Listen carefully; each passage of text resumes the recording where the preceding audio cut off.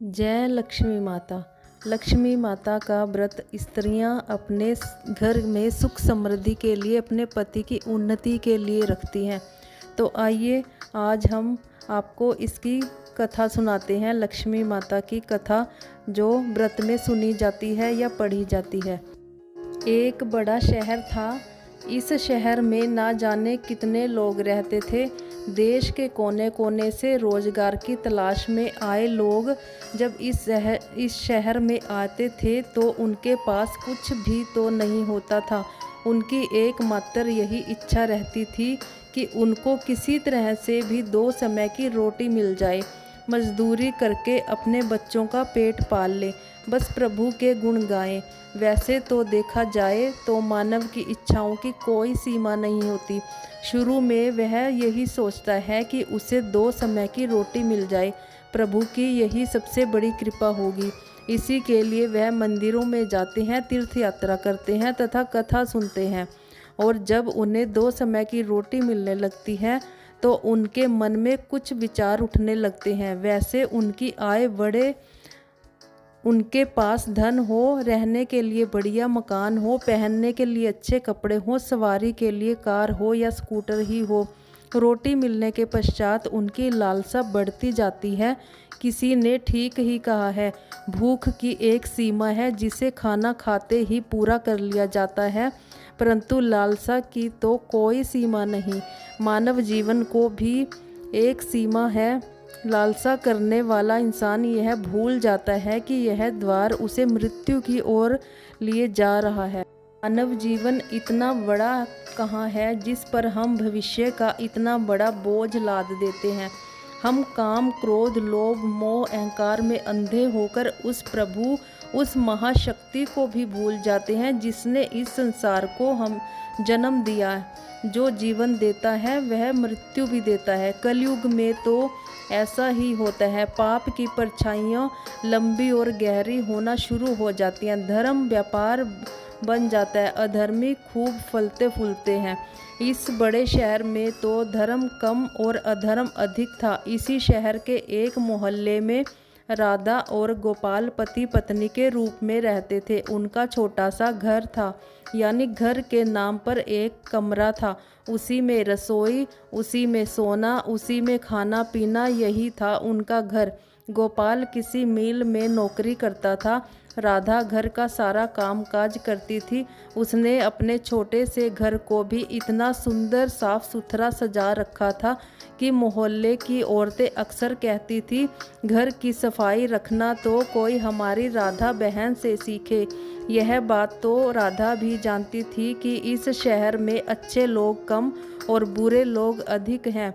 उसी के आस पड़ोस में कुछ औरतें ऐसी भी थी जो दिन भर एक दूसरे की चुगलियां करती थी।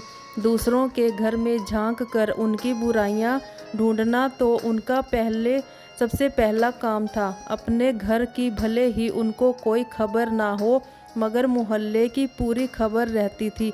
जैसे मोहल्ले की डायरी लिखने का काम प्रभु ने उन्हें ही सौंप रखा हो। राधा को उनकी यह बातें पसंद नहीं थी।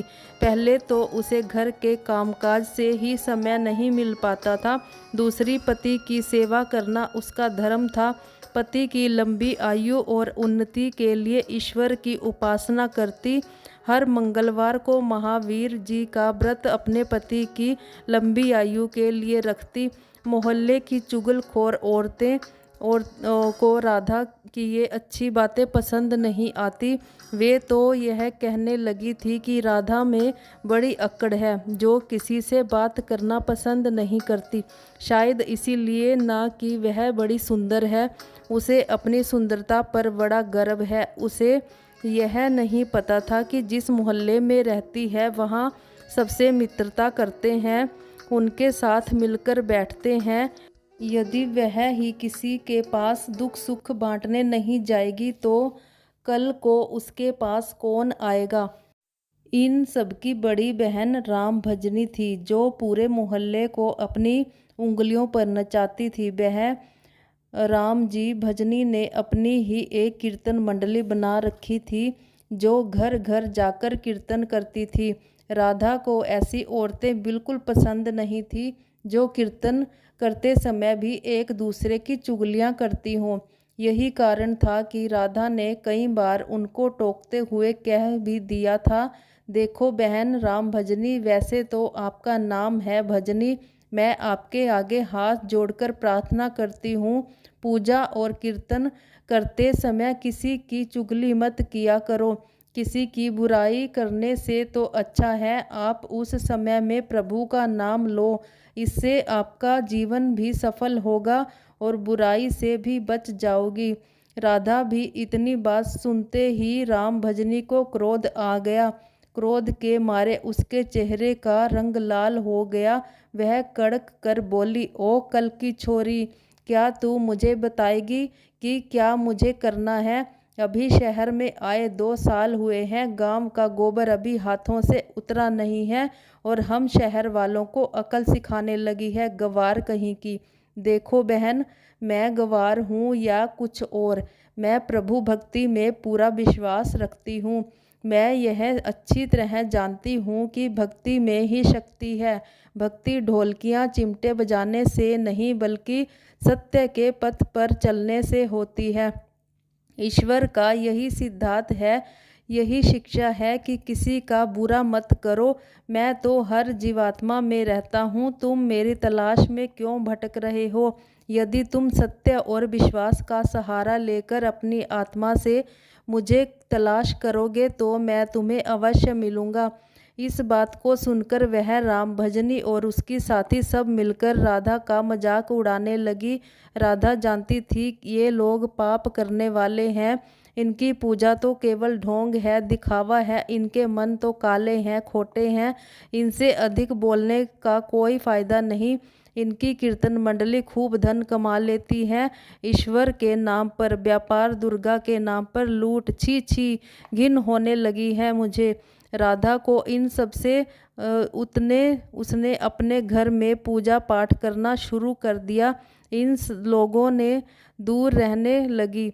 उधर गोपाल बुरी संगत में पड़कर शराब पीने लगा, जुआ खेलने लगा। गांव से आया सीधा साधा गोपाल शहर के साथियों में ऐसा फंसा कि उसे बुरी आदतें लग गई। शुरू शुरू में उसे अपने आप को बहुत बचाने का प्रयास किया, लेकिन जब चारों ओर ही आग लगी हो वह कब तक बच सकता?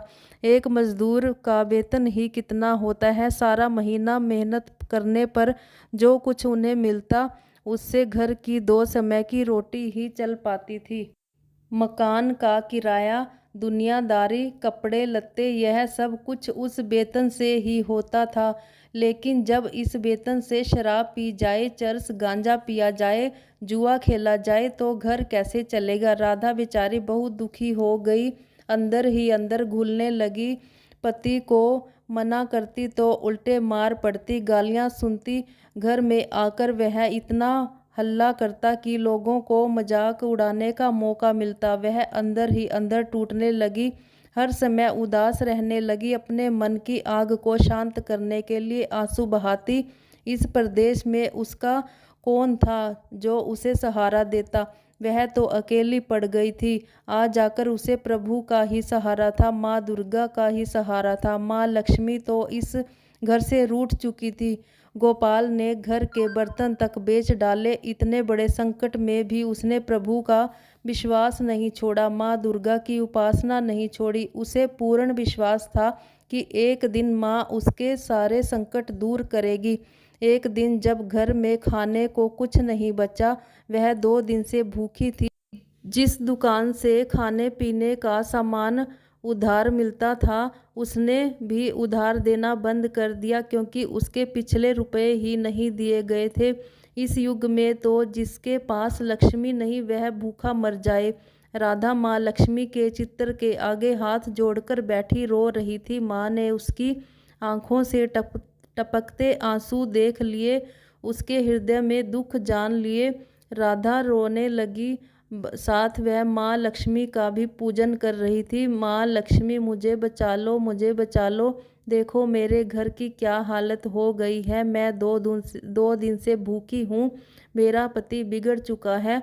घर में लक्ष्मी जी आप बैठी हैं, परंतु आपका दूसरा स्वरूप जो इस संसार में माया का है वह इस घर में नहीं है, उसके बिना जीवन नहीं है। माँ मुझे बचा लो, मुझे बचा लो माँ। माँ शक्ति दो, शक्ति दो। माँ लक्ष्मी कृपा करो, इस घर को बचा लो माँ। अब आप ही मेरा अंतिम आसरा हो। तुमने मुझे नहीं बचाया तो मैं तुम्हारे चरणों में ही जान दे दूंगी। अब तो मेरा यह अंतिम निर्णय है।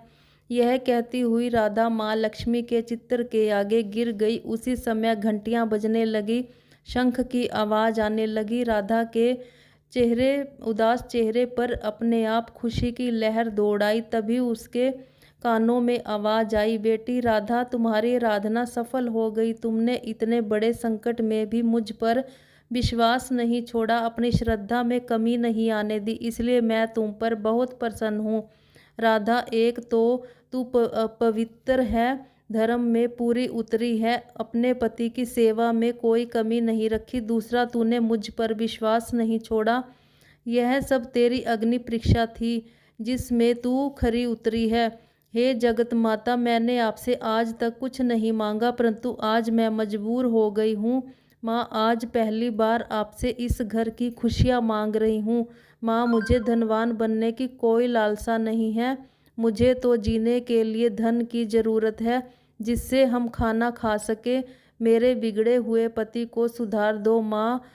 अपने आप को संभाला, मैं तुम्हारी मनोकामना पूरी करने के द्वार खोल रही हूँ। उठो, अपने घर के द्वार खोलो। राधा के अंदर ना जाने कहाँ से हिम्मत आ गई। वह माँ लक्ष्मी के चरणों से उठकर अपने घर के द्वार की ओर गई तो सामने ही तिलकधारी ब्राह्मण को खड़े पाया। बेटी राधा, जय लक्ष्मी जी बोलो, जय लक्ष्मी। राधा ने पूरी शक्ति से कहा, देखो बेटी, मैं माँ लक्ष्मी के मंदिर से आया हूँ, मैं पुजारी हूँ मंदिर का। माँ के आशीर्वाद से यह 2 बोरी आटा और दाल साथ लाया हूँ। घी, यह सब खाने की सामग्री तुम्हारे घर पहुँचाने का आदेश है। आप धन्य हो महाराज, आप धन्य हो। माँ लक्ष्मी के पुजारी होने के नाते मैं आपके चरण छूती हूँ। आपसे प्रार्थना है कि मुझे यह संकट से निकालने का उपाय भी बताओ। देखो बेटी, इस माया रूप संसार में सुख प्राप्त करने के लिए अपने मन को शुद्ध और आत्मा को पवित्र रखना पड़ता है।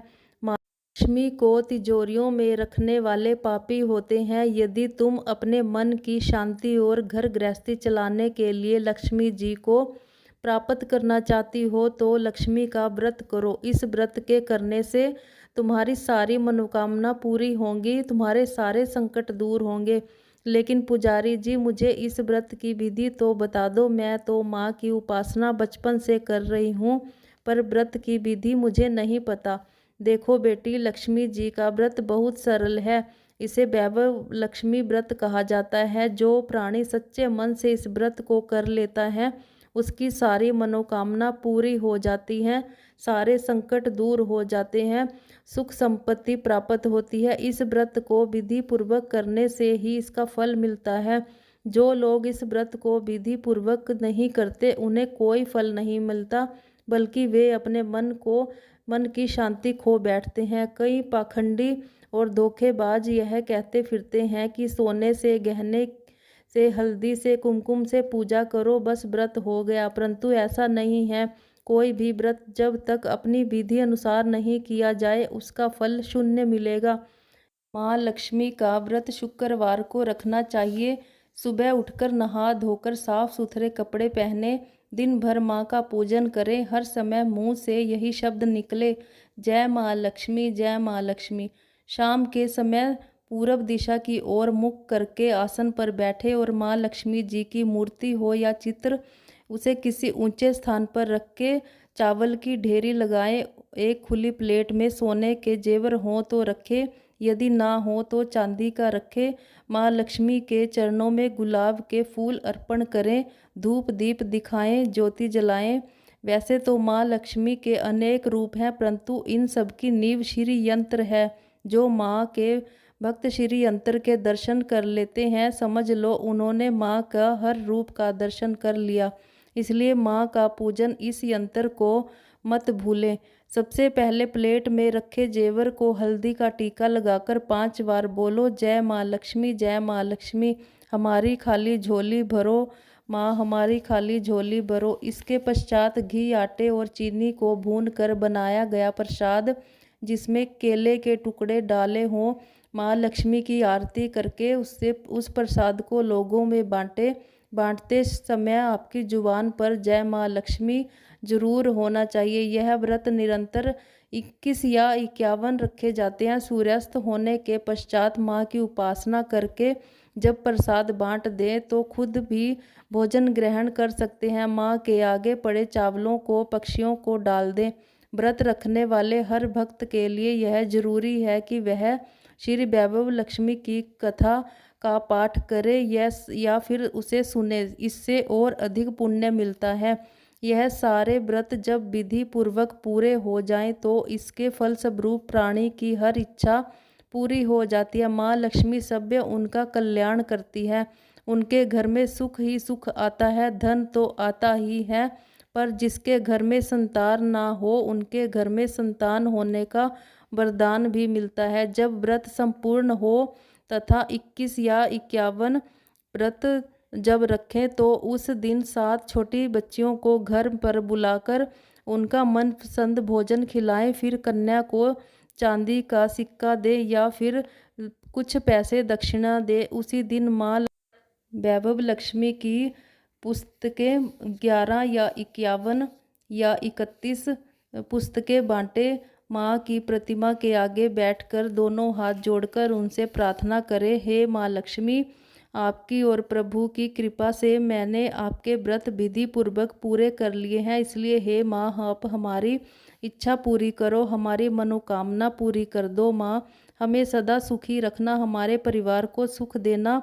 बस बेटी, यही हर प्राणी के लिए कल्याण मार्ग है। तुम भी श्री वैभव लक्ष्मी व्रत करो, तुम्हारा पति भी ठीक हो जाएगा और तुम्हें भी धन मिलेगा, तुम सदा कष्ट मुक्त रहोगी। यह कहते ही पुजारी तो चले गए। राधा ने आटे की बोरियां पड़ोसियों की सहायता से अंदर रखवा दी, दालों को भी अंदर रखवा दिया। माँ लक्ष्मी की उपासना तो कर ही रही थी, परंतु विधि अनुसार नहीं कर पाती थी। आज माँ लक्ष्मी ने उसकी हालत देखकर जो उसे सहायता की है उसे वह कैसे भूल सकती थी। सहसा उसे ध्यान आया, कल ही शुक्रवार है, मैं कल से ही माँ वैभव लक्ष्मी के 21 व्रत करूँगी। दूसरे ही दिन राधा ने शुक्रवार ही व्रत कथा आरंभ कर दी और साथ ही माँ का व्रत रखा। सारा दिन माँ की आरती करती रही। फिर उसने रात्रि के समय श्री वैभव लक्ष्मी व्रत कथा का पाठ करके घर आए पति के चरण छूकर उसे प्रसाद खिलाया। उसके पति ने उसे प्यार से सीने से लगाकर कहा, मेरी राधा, तुम तो सचमुच देवी लग रही हो। मैं ही पापी था जो आज तक देवता ना बनकर राक्षस बना रहा, लेकिन आज मेरी आंखें खुल गई हैं। अब मुझे अपनी भूल का एहसास हो रहा है और मैं आज लक्ष्मी के चरणों में बैठकर प्रतिज्ञा करता हूँ कि मैं कभी शराब नहीं पीऊँगा, ना कभी जुआ खेलूँगा, ना ही गंदे बुरे लोगों की संगत में बैठूँगा। मैं तुम्हें कभी दुखी नहीं करूँगा। मेरे देवता, मेरे प्राणनाथ, माँ लक्ष्मी की कृपा से आप सुधर गए तो मुझे संसार के खजाने मिल गए। आज मैं कितनी खुश हूँ। माँ ने मेरा उजड़ा घर बसा दिया, मेरा सुहाग मुझे मिल गया। अब मैं 21 व्रत पूर्ण करके श्री वैभव लक्ष्मी व्रत कथा की 51 प्रतियां लक्ष्मी भक्तों को बांटूंगी ताकि उनका भी मेरी तरह कल्याण हो जाए। गोपाल ने अपनी पत्नी का हाथ पकड़कर उसे चूमते हुए कहा, देखो राधा, जिस लक्ष्मी ने मुझे पाप के संसार से निकाल दिया है, मैं भी उनके 21 व्रत रखूंगा, सदा घर में उनकी पूजा करता रहूंगा। राधा ने अपने पति के चरणों में अपना सिर रखते हुए कहा, मेरे देवता, आज मैं बहुत प्रसन्न हूँ, बहुत ही प्रसन्न हूँ। माँ लक्ष्मी की कृपा से मुझे आज नया जीवन मिला है। बोलिए लक्ष्मी माता की जय।